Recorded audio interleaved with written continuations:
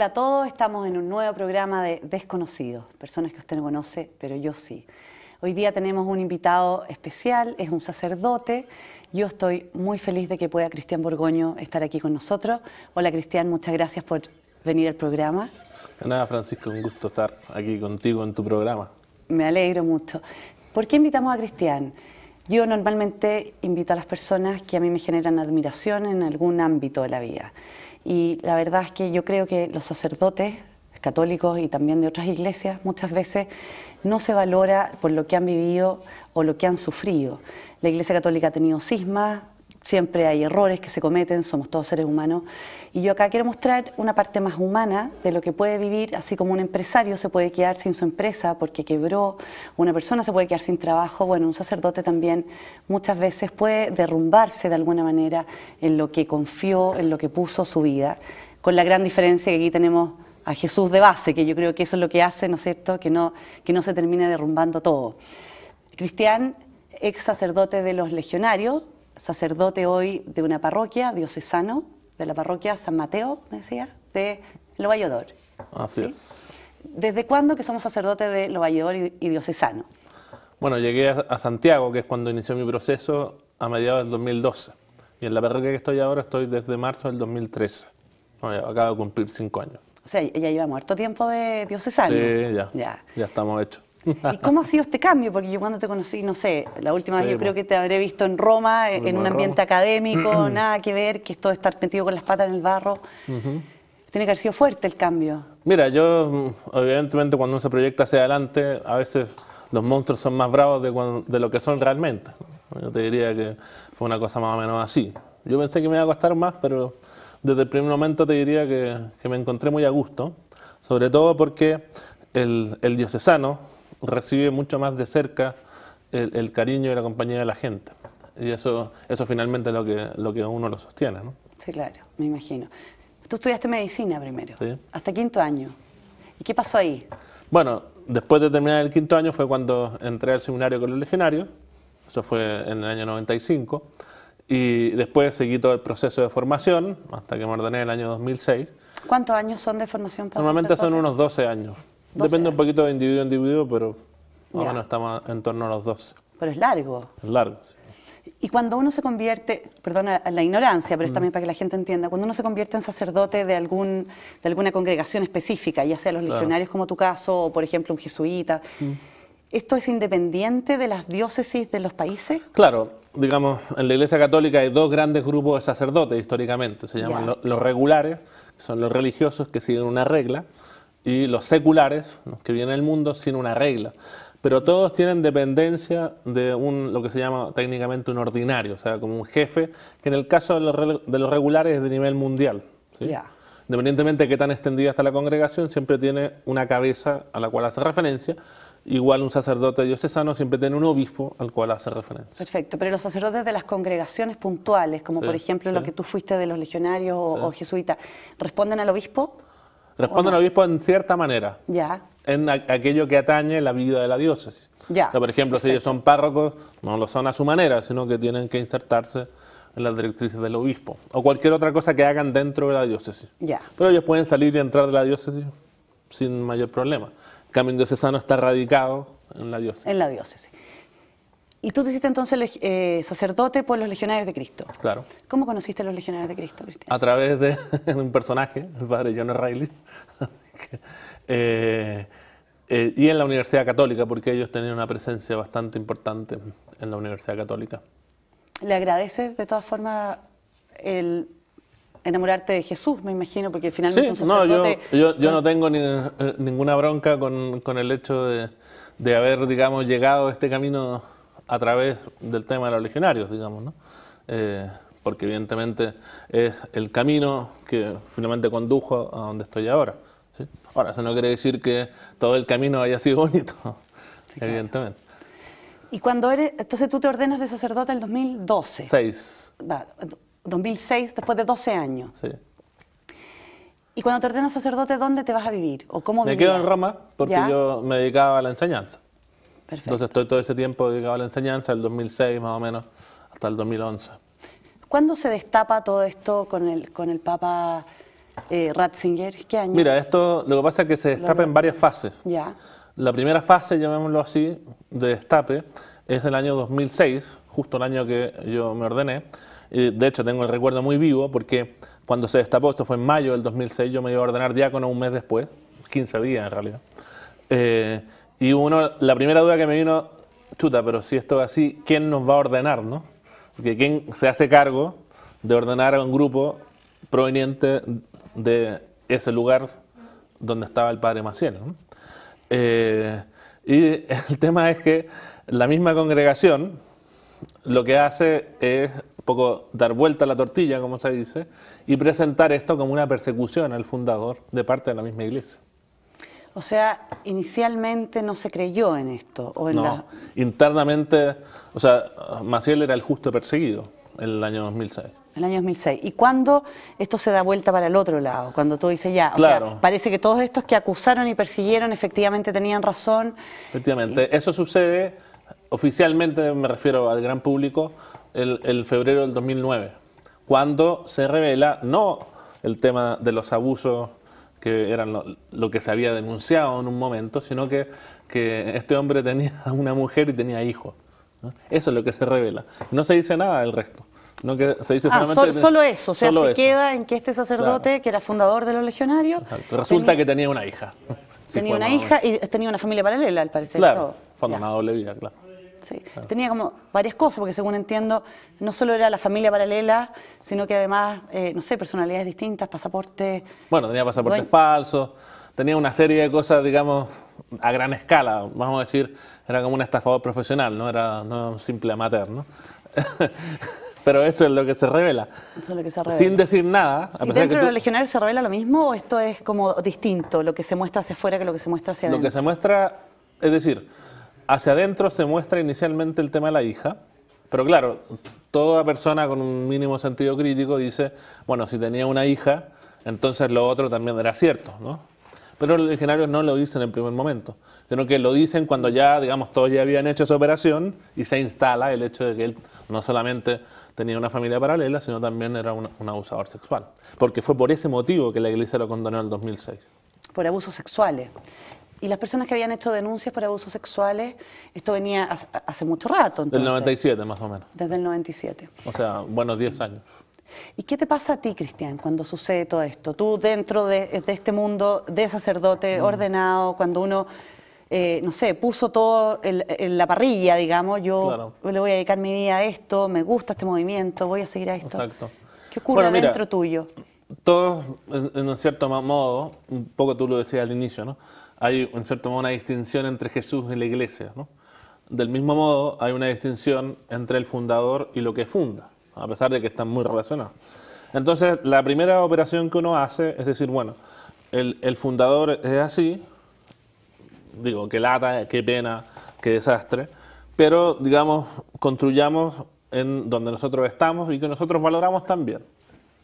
Solamente en un segundo momento viene la operación también lógica de decir, bueno, si el fundador era así, veamos dónde están los problemas dentro, ¿no? Claro. Pero eso viene en un segundo momento. Un segundo momento. O sea, primero existe una actitud bastante positiva, creo yo, porque yo creo que la sensación... Yo creo que eso fue bastante general. La sensación de pena tiene que haber sido profunda, el dolor para la gente que estaba ahí. Eso, no... en mi caso personal, yo no tenía ningún apego afectivo a la figura de Maciel. Otras personas sí, sobre todo si lo conocieron más, o si para ellos era una figura inspiradora muy grande. Para mí nunca fue una figura inspiradora demasiado grande, parte porque yo lo conocí, tenía más años, entonces ya en el fondo estaba como jubilado, llamémoslo así, de lo que hacía normalmente. Perfecto. ¿No? O sea, para ti no fue tan fuerte esto que el fundador se cayera. No fue el problema principal.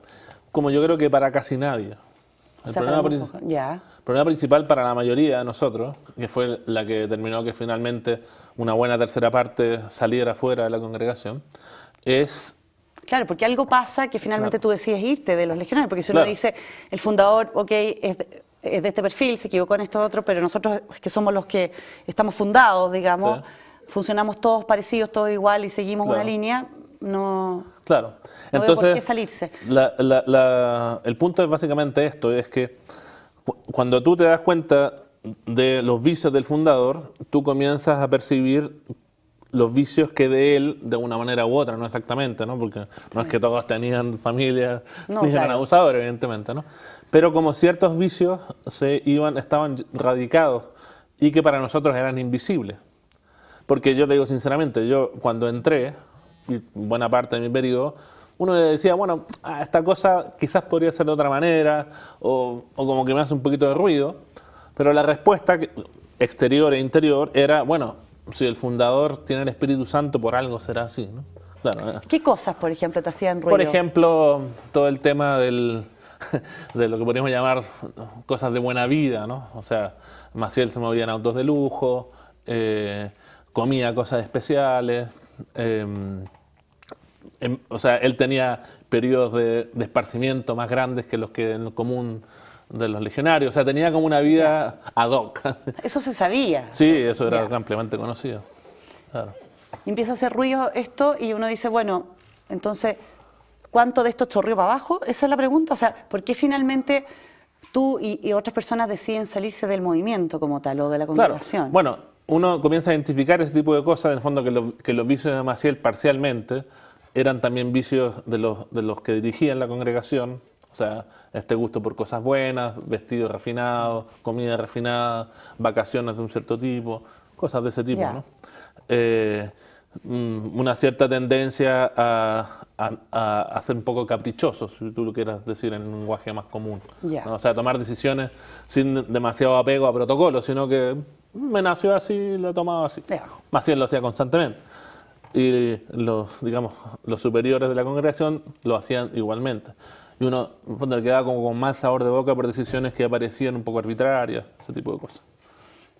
¿Y qué hace finalmente que tú decidas salirte? Bueno, yo Un como... proceso, me imagino. Sí, de- claro. Pues yo, como muchos Claro. otros, inicialmente no teníamos esa intención. Yo te diría que de la tercera parte que salió de la Legión, como máximo una tercera parte de esa tercera parte, fueron los que en primer momento dijeron, bueno, Maciel era así, nos vamos porque esto no tiene arreglo. Ya. Una parte minoritaria. La parte más mayoritaria en diferentes etapas decide, no, ok, Maciel era un desastre, nosotros tratemos de que esta cosa valga la pena para quedarnos dentro, o en un lugar que valga la pena, ¿no?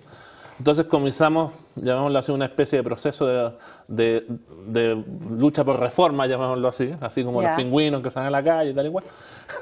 Como para reformar Claro, lo que para había, reformar, exactamente. mejorar, Mejorarlo, construir, etcétera. y en base a la renuncia a ciertos principios que veíamos que eran los principios malos que Maciel había instilado en la congregación y que en cierto modo estaban descritos en la misma visita apostólica, porque en todo este periodo hubo un momento en que el Papa Benedicto mandó a 5 obispos a visitar a toda la congregación y ellos hicieron un informe donde emergieron los puntos más importantes. Ya, perfecto.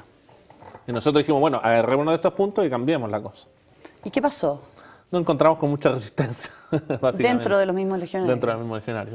Tú dices que es más o menos un tercio de las personas que se fueron. Sí, más o menos. ¿De qué número de personas totales estamos hablando? Estamos hablando solo de de unos sacerdotes 300 o de... sacerdotes. ¿Solo sacerdotes o También los consagrados seminaristas. también? Lo que pasa es que los seminaristas... Bueno, el legionario de Cristo es como una galaxia, ¿no? Tiene un grupo de sacerdotes que son los legionarios. Después tiene consagrados varones y consagradas mujeres. Consagrados varones son muy pocos, menos de 100. Las consagradas mujeres llegaron a ser casi 1000 y ellas se redujeron a la mitad, más o menos. Ya.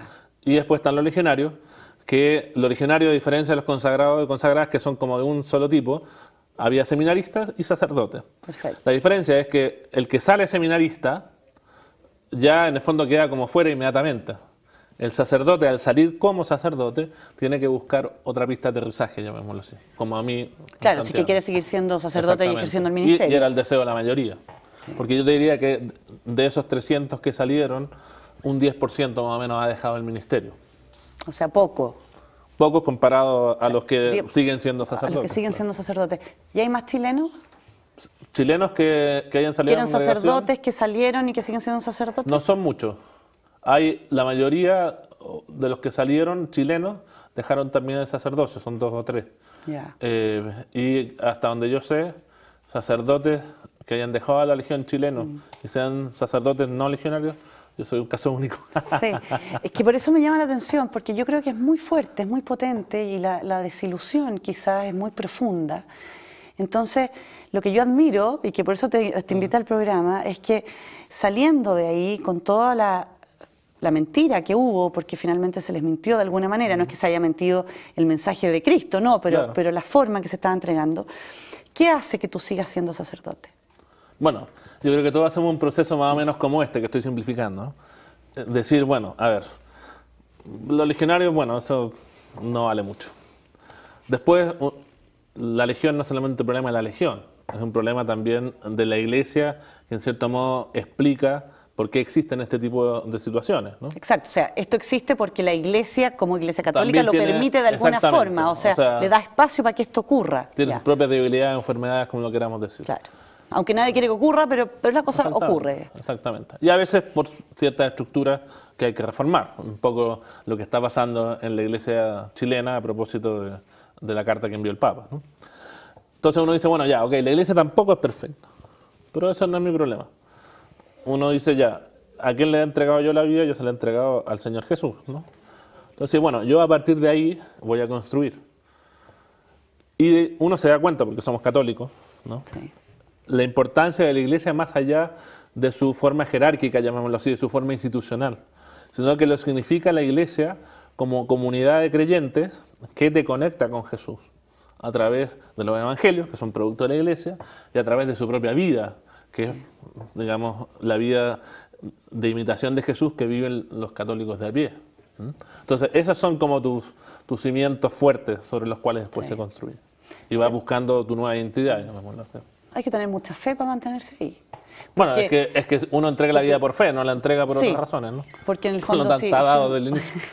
Yo me estoy imaginando que si uno no creyera realmente en el mensaje de Cristo, o sea, claro. Bueno, de partida, me imagino que la gente no se hace sacerdote si no cree en eso, me imagino, parte de esa base. Claro. Pero no es fácil, fíjate, no es fácil, porque yo creo que a veces los católicos, yo soy católica, damos por hecho que para el sacerdote es algo obvio, y quizás no es obvio, porque yo creo que las dudas, los cuestionamientos en situaciones así, de crisis grave, aparecen con más facilidad en el fondo. ¿Esto será realmente de Dios o de dónde viene esto? Bueno, yo creo que sobre eso no hay muchas dudas, por lo menos no en mi caso, en el sentido de que tú vas conociendo, uno, el mensaje del Evangelio, otra, la veracidad de la persona de Jesús, ¿sí?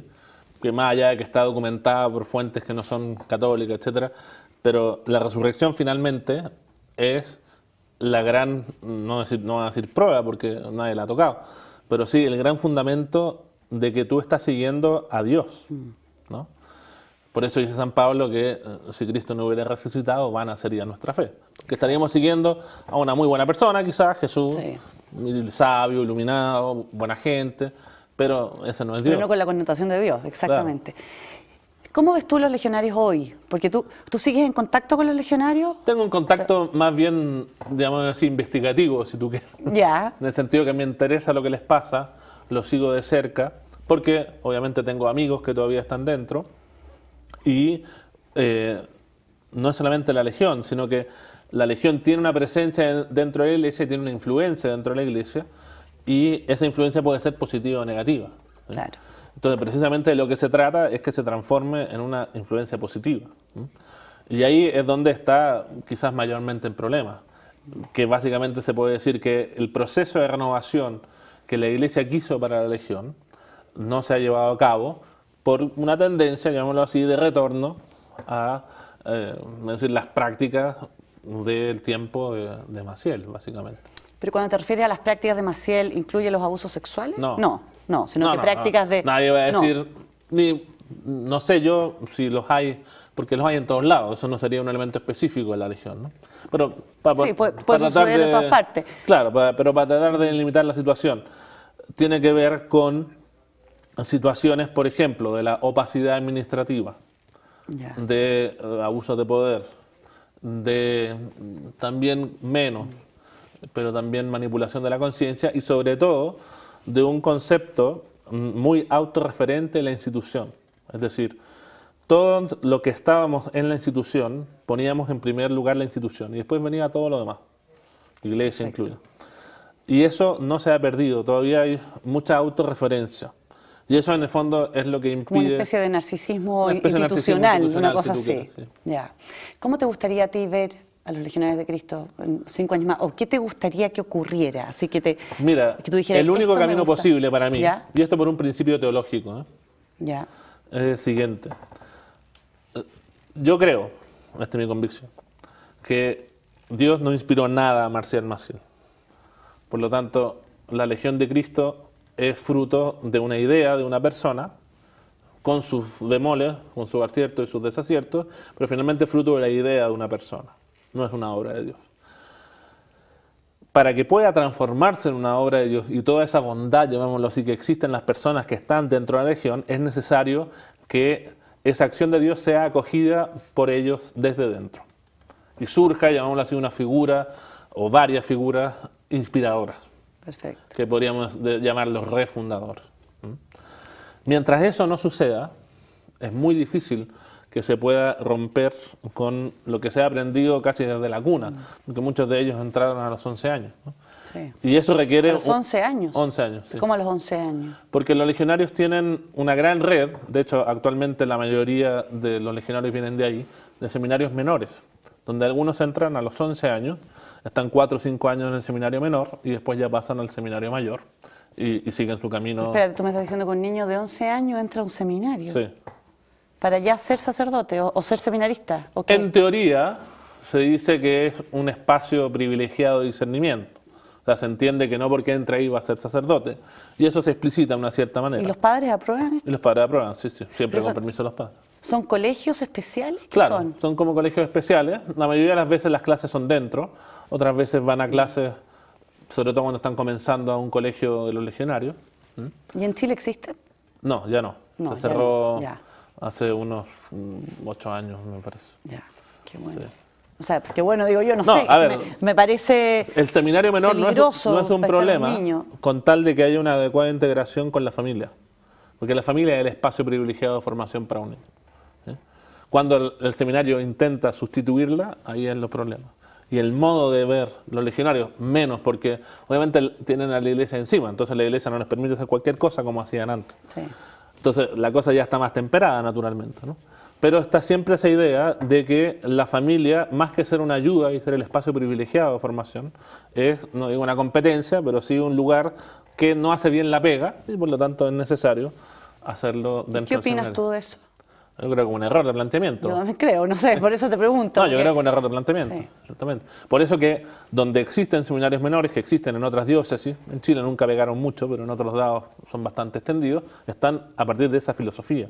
O sea, de colaborar con la familia en la preparación de este joven para que pueda en el futuro, si él quiere, ser un buen sacerdote. Claro, si la pregunta es qué libertad tiene ese niño después que ha estado desde los 11 años como para discernir a los 18 si es que entra a la universidad o sigue un camino sacerdotal. Porque al final, si es que a mí me formaron en un lugar donde me dijeron que esto era la verdad, lo bueno, lo bueno, lo bueno, Exacto.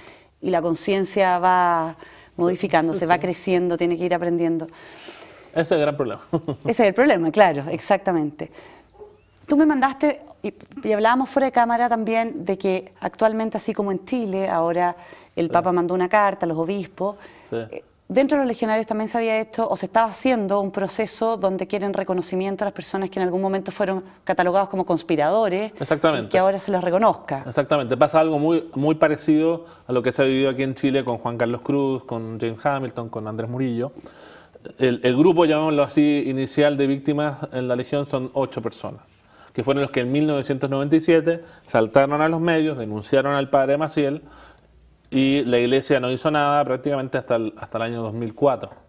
¿Y ellos denunciaron por abuso? Por ¿O abuso, por sí. distintas cosas? No, por abuso. Todos por abuso sexual. Todos ellos fueron abusados por Maciel. Fueron abusados. Igual Y que las víctimas de Carragher. Ya. Y ellos públicamente expusieron este Así problema. es. Y no fueron escuchados. No fueron escuchados, fueron calumniados. O sea, además fueron tratados de mentiroso, de calumnia, de Exactamente. Lo mismo que conspiración. Lo mismo que sucedió acá, ya. Sí. ¿Y qué piden ellos ahora? Ellos piden algo, cosas bien parecidas a lo que piden los nuestros, llamémoslo así. Reconocimiento en primer lugar. No son chilenos. No, ellos son mexicanos Ya. casi todos. Y todos que entraron a los 11 años y dentro, digamos, de su seminario fueron abusados por Maciel. Y ahí hay otro elemento, digamos, espurio, si tú quieres, de la Legión de Cristo. Normalmente las demás congregaciones o los demás movimientos en la iglesia lo funda una persona que recibe la inspiración y se rodea de colaboradores que le ayudan, ¿no? Maciel no. Maciel no quería colaboradores, quería seminaristas, cosa muy extraña, ¿no? Nadie más lo ha hecho así. Entonces, en el fondo, dicen las víctimas, yo creo que quizás es un poco exagerado, pero no está demasiado lejos de la realidad, que Maciel lo que quería era una especie de pequeño harem. Y eso, desgraciadamente, fue lo que fue el inicio de la Legión de Cristo, donde prácticamente todos los que eran seminaristas entraban muy pequeños, los 11, 12 años, eran abusados por Maciel. ¿Y ellos piden entonces un reconocimiento público, o que se les pide perdón público? Claro. ¿Una reparación de algún tipo? Por parte de la Legión, cosa que la Legión no ha hecho hasta ahora. De hecho, la Legión en este minuto estuvo reunida en capítulo general de los legionarios, ahora está en la Asamblea General de todo el gran movimiento, y ellos hicieron esta petición al capítulo general de los legionarios de recibir reconocimiento. Y hasta ahora se lo ha ignorado. Ellos mandaron la carta más o menos, estamos hablando casi un mes ya. La Legión recién sacó un comunicado hace menos de una semana diciendo que había recibido la carta, 2 semanas después de haberla recibido. Todavía no se han puesto en contacto al día de hoy, ¿no? 17 de abril, con las víctimas, y la están ignorando, como se hizo con Juan Carlos Cruz, con Andrés Murillo aquí también. En su momento. Bueno, pero con este ejemplo el Papa debiera haber por lo menos un cambio, ¿no? No sé, porque ya si el Papa de la Iglesia es el que pide perdón por esto, el Papa ha hecho un gran gesto invitando a Juan Carlos Cruz, a Hamilton y a Murillo, a Santa Marta a estar con él. Yo me esperaría un gesto análogo de la Legión. A lo mejor el Papa no los va a invitar porque el Papa... ¿Y el Papa por qué no los puede invitar a ellos también como víctimas? Lo podría hacer. Lo podría hacer. Lo podría hacer. A mí me gustaría, sería un bonito gesto para ellos. Pero quizás uno no lo puede exigir, pero por lo menos sí de los legionarios, que son, digamos, los victimarios, uno exigiría un comportamiento de ese tipo, que me parece a mí lo más razonable. Tú tienes una página en Facebook, ¿cómo se llama? Sí, se llama Legiolix. Legiolix. Está inspirado en Batilix, ¿no? Ya. ¿Y quiénes participan ahí? Porque hay como 2.000 personas, me dijiste. Son como 2.000 personas, todos ex legionarios, ex miembros del movimiento, algunos en activo también. O sea, la misión que tenemos nosotros como página es, llamémoslo así, contar el lado B, ¿sí? O sea, nosotros sabemos que lo que hace la Legión, la gente lo conoce y hace cosas buenas. Nosotros queremos mostrar aquello que no está tan bien y que desgraciadamente es silenciado. Y al ser silenciado no es objeto de crítica interna. Eso es lo que falta en la Legión, que haya una saludable crítica interna. Perfecto. Nosotros queremos colaborar con ese proceso y también de crítica, llamémoslo así, para los que están alrededor de los legionarios, ¿no? De manera que si entran en contacto con ellos, puedan discernir lo bueno y lo malo y no se queden simplemente con lo que la Legión presenta, sino con un abanico un poco más amplio de datos, ¿no? ¿Cómo se entra ahí? ¿Legiolix? Legiolix. Legiolix. Bueno, Facebook Legiolix. Lo que está ahí es público, si tú quieres opinar tienes que hacerte miembro. Perfecto. Si no, puedes ver sin opinar todo lo que quieras, porque nos interesa que la información llegue a la mayor cantidad de personas. O sea, nosotros partimos de la base que lo que vamos a decir ahí no son cosas buenas, ¿sí? No es una página de alabanza a la Legión, e incluso hasta podríamos decir ni siquiera de una visión, digamos, equilibrada, en el sentido que muestra lo bueno y lo malo. Porque hay gente que ha sufrido, además. Sí, pero no tanto por eso. Ya. También hay, los que participan y están muy dañados también lo expresan. Y nosotros queremos máxima libertad. Pero sobre todo porque la Legión tiene sus propias páginas institucionales. Si uno quiere saber lo bueno que la Legión hace, mire las páginas de la Legión y ahí conoce lo que la Legión hace, sus universidades, sus colegios. Demos por bueno que hacen cosas buenas también, ¿no?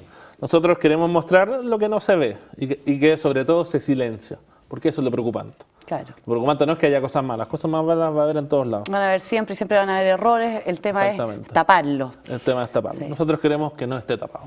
Eso es. Cristian, muchas gracias por estar con nosotros aquí en el programa, te agradezco de verdad que hayas venido. Me encanta que sigas siendo sacerdote porque yo soy católica, así es que yo valoro muchísimo que a pesar de todo lo que ha vivido los Legionarios de Cristo y que tú participaste dentro de este proceso, en el fondo estando adentro, Dios te mantenga en el sacerdocio, porque me imagino que, sí, me imagino que en tu parroquia debe haber mucha gente muy feliz de tenerte ahí. Así Yo que, espero. Ojalá, esperemos. A pesar de que es una parroquia chica, pero precisamente porque es más chica, es más familiar. Está bien. Muchas gracias, Cristian. Y nosotros nos Gracias a ti, vemos Francisca. en otro programa de Desconocido.